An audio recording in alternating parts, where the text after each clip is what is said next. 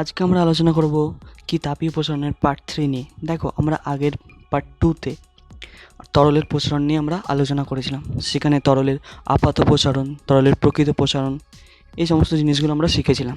তো আজকে সেই তরলের আপাত প্রসারণ গুণাঙ্ক এবং প্রকৃত প্রসারণ গুণাঙ্কের মধ্যে সম্পর্ক কি সেটা বার করব। দেখো, আমরা প্রথমে একটা এক্সপেরিমেন্ট করব। কি এক্সপেরিমেন্ট? প্রথমে আমরা কাঁচের ফ্লাক্স নিয়ে নেব। চলো ছবিটা আঁকা যাক। একটা কাঁচের ফ্লাক্স নিয়ে নেওয়া হবে। কাঁচের ফ্লাক্স।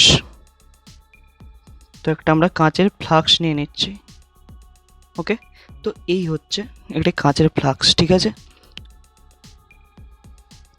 এই আমি একটা কাঁচের ফ্লাক্স নিয়ে নিলাম। তো এর মধ্যে কি রেখে দিলাম? তরল রেখে দিলাম। আর এর মধ্যে একটি নল রাখলাম। এই নলের মধ্যে স্কেল করা আছে। এটা হচ্ছে ও দাগ। এই ও দাগ পর্যন্ত কিন্তু তরল পদার্থ আছে, তরলটা আছে, ঠিক আছে? তো এইখানে দাগটা দিচ্ছি, এটা হচ্ছে বি দাগ। আর এইখানে দাগ দিচ্ছে একটা, এটা হচ্ছে এ দাগ। ভালো করে দেখো, ঠিক আছে? তো তো এমত অবস্থায় আমি কি ধরছি? তরলের T1 উষ্ণতায় তরলের আয়তন ধরে নিচ্ছি আমি V1। ওকে, T1 উষ্ণতায় তরলের আয়তনটা কত ধরে নিলাম আমি? V1। দেখো, এবার আমি যদি এই ফ্লাক্সটাকে একটি গরম জলের মধ্যে রাখি, এখানে আমরা দুটো ঘটনা দেখতে পাবো।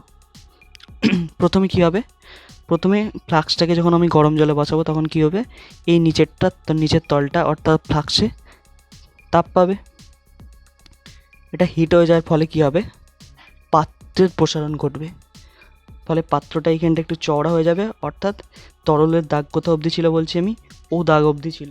তরলের দাগ কত অবধি ছিল? তরলের দাগ এখানে তোমার ও দাগ পর্যন্ত আছে, ঠিক আছে? ও দাগ থেকে ডাইরেক্ট নেমে চলে আসবে এ দাগ পর্যন্ত, ঠিক আছে?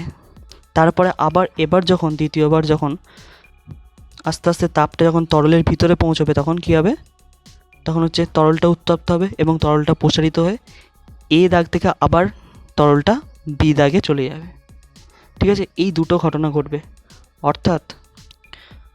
অর্থাৎ এখানে দেখো, তাহলে তরলটা বি দাগ পর্যন্ত পৌঁছে যাবে। তো এমত অবস্থায় আমি কী করছি? তাপটা দিচ্ছি যখন, তখন উষ্ণতা বৃদ্ধি পাচ্ছে। তো তাহলে এই উষ্ণতা বৃদ্ধিটাকে যদি ধরি, উষ্ণতা বৃদ্ধি, ওকে, উষ্ণতা বৃদ্ধিটা টি যদি ধরি, আর এই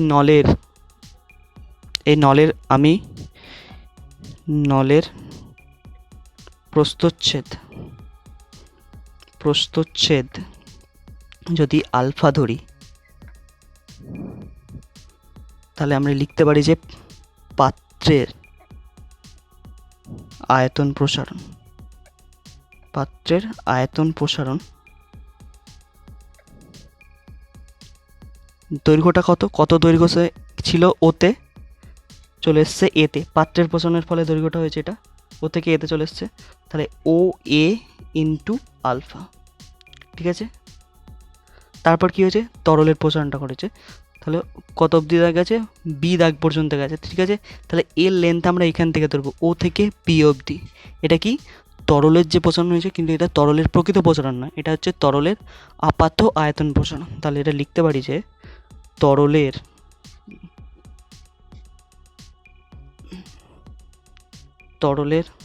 আপাত আয়তন প্রসারণ, তরলের আপাত আয়তন প্রসারণ সমান কি? ও বি ইন্টু আলফা। ওকে, তাহলে তরলের প্রকৃত প্রসারণ সমান আমরা লিখতে পারি কি? পুরো লেন্থটা নেবো, ঠিক আছে? এ থেকে একবারে B, A B into alpha, ঠিক আছে? তো এখন আমরা সংজ্ঞানুযায়ী কী লিখতে পারি? এখন আমরা সংজ্ঞানুযায়ী লিখতে পারি যে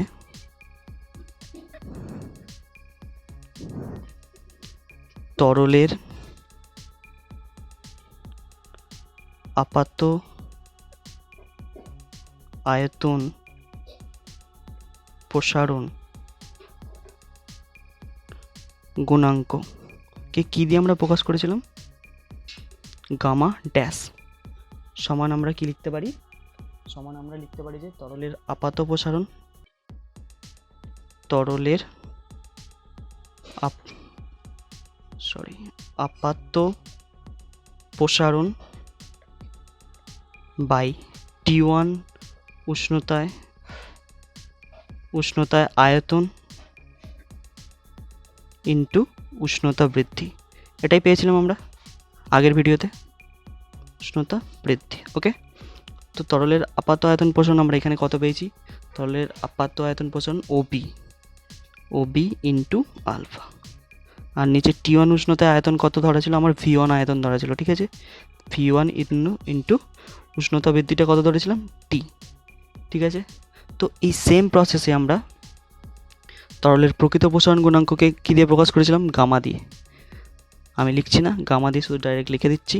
তাহলে প্রকৃত প্রসারণ তাহলে কত হবে? প্রকৃত প্রসারণটা আমাদের বেরিয়েছে কি?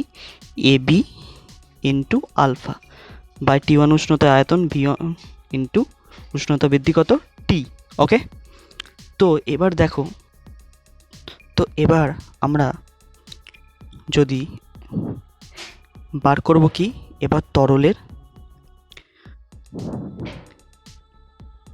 এবার আমরা বার করব পাত্রের উপাদানের আয়তন প্রসারণ গুণাঙ্ক, যেটাকে আমরা কি দিয়ে? গামা জি দিয়ে প্রকাশ করব। এটা কি? পাত্রের উপাদানের আয়তন প্রসারণ গুণাঙ্ক, আয়তন প্রসারণ গুণাঙ্ক। ওকে, দেখো গামা জি দিয়ে লিখেছি কেন? কারণ পাত্রটা কাঁচের তৈরি, তাই এটা গ্লাস, অর্থাৎ সেই জন্য সাপেক্ষে জিটা লিখেছি, ঠিক আছে?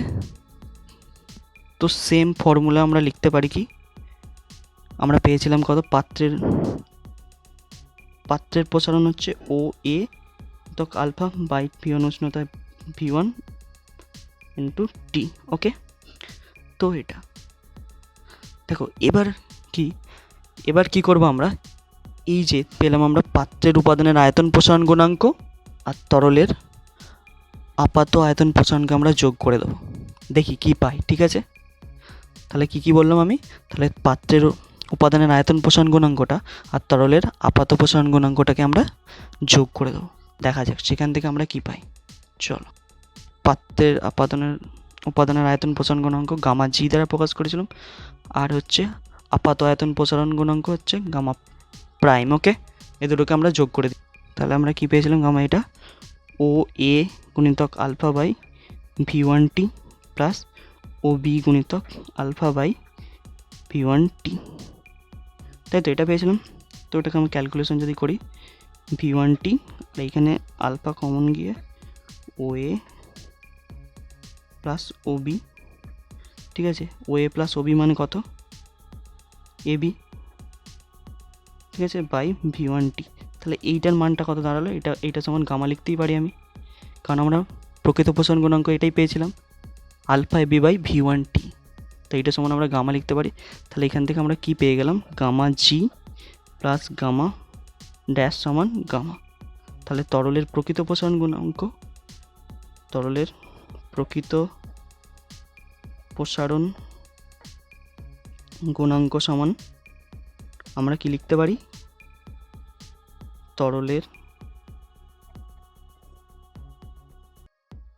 আমরা কি লিখতে পারি? তরলে বলছি পাত্রের উপাদানের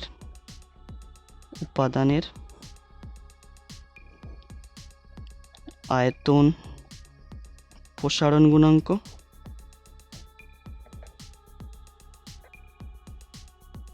প্লাস গামাজি তরলের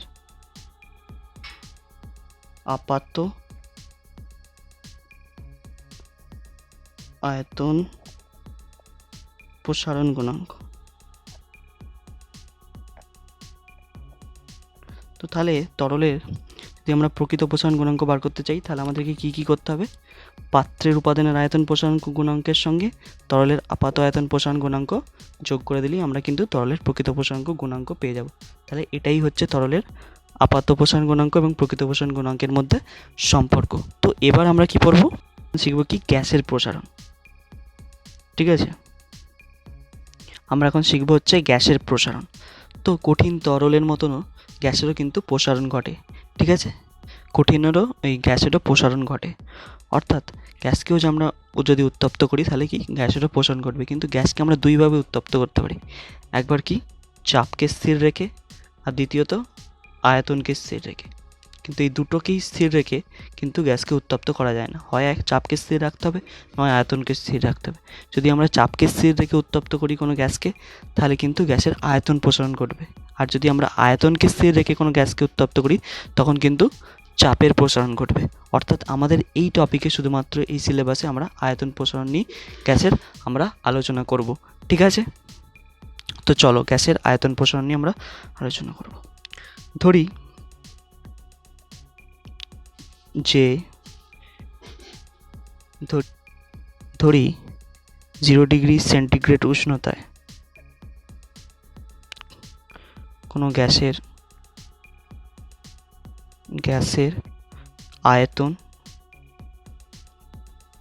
V0, আর থিটা ডিগ্রি সেন্টিগ্রেড উষ্ণতায় কোনো গ্যাসের আয়তন যদি V θ হয়, ঠিক আছে? তো আমরা এখান থেকে উষ্ণতা বৃদ্ধি সমান আমরা কি লিখতে পারি? উষ্ণতা বৃদ্ধি সমান আমরা লিখতে পারি কি theta degree C minus 0 degree C। তাহলে এখান থেকে বেরিয়ে আসছে কি থিটা ডিগ্রি C। আর আয়তন বৃদ্ধি সমান আমরা লিখতে পারি কি আয়তন বৃদ্ধি সমান আমরা লিখতে পারি হচ্ছে V θ মাইনাস V0, ঠিক আছে? তো প্রতি একক উষ্ণতা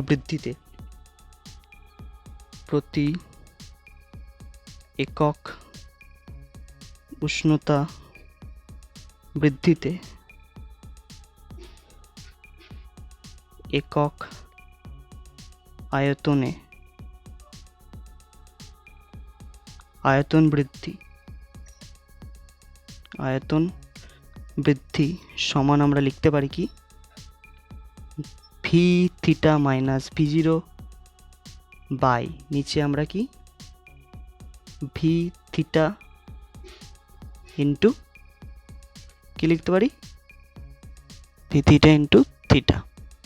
ওকে, এটা আমরা লিখতে পারি। তো সুতরাং বা অর্থাৎ আয়তন প্রসারণ গ্যাসের আয়তন প্রসারণ গুণাঙ্ক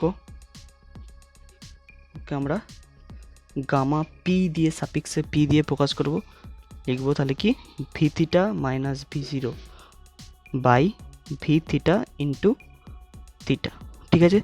তাহলে দেখো এখান থেকে আমরা কিন্তু গ্যাসের আয়তন প্রসারণ গুণাঙ্কের সংজ্ঞা দিয়ে দেবো। এখান থেকে তাহলে কি লিখতে পারি যে আমরা কিন্তু চাপটা স্থির রেখেছি কিন্তু এখানে, হ্যাঁ? তো এখান থেকে বলতে হবে যে স্থির চাপে প্রতি একক উষ্ণতা বৃদ্ধিতে যে পরিমাণ আয়তন প্রসারণ করবে, একক আয়তনে যে পরিমাণ আয়তন প্রসারণ করবে তাকেই আমরা ওই গ্যাসের আয়তন প্রসারণ গুণাঙ্ক বা ডেল্টা পি বলবো।